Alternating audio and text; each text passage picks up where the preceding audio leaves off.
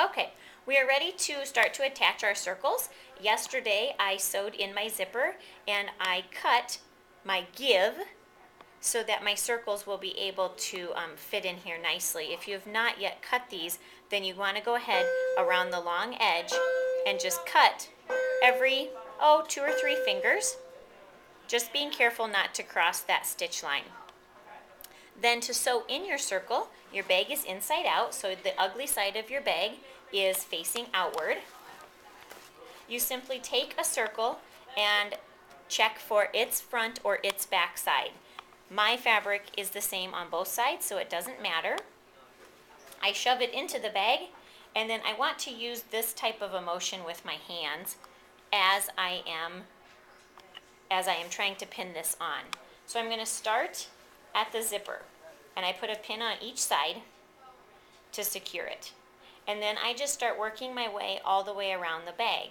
And I put one thumb where my pin was, and I smooth, using my fingers, smooth the fabric, and then I put another pin. And then I will smooth again, and see, it's going to want to try to pucker on you because we are taking something that's a square and we are turning it into a circle. So using this folding motion of your hands will help fold the fabric over your hands and make it lay nice and flat. So just like this. I want to try to wiggle my fabric so that they're close to being the same. You can see that they're not exactly. I can see a little more red than I have my outside bag fabric, but I'm folding it over my fingers, and then I'm going to put a pin in. And then I will shift my bag and fold to the next spot. So hold and fold and pin.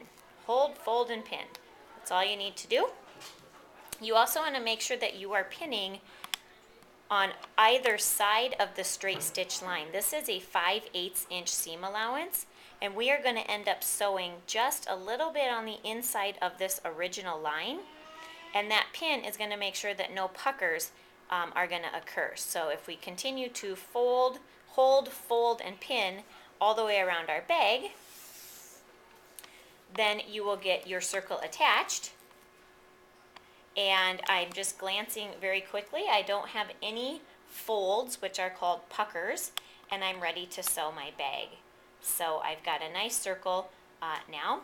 And when I'm sewing my bag, I'm going to sew on the top side. You can see we already have this straight stitch line. That's the side we want to sew on. If we sewed on this side, we wouldn't know if we were actually catching the fabric or not, because remember, both of these edges are not the same distance apart. So we're going to sew at a 5/8 inch seam allowance, which is just on the inside of this stitch line that you already have, and you will sew all the way around the bag. And when you do so, you want to make sure that you are constantly moving all of the items from under the bag off to the side so that it doesn't fold and you don't sew the bag together. So what that would look like is I would kind of line it up on my machine. Go this way.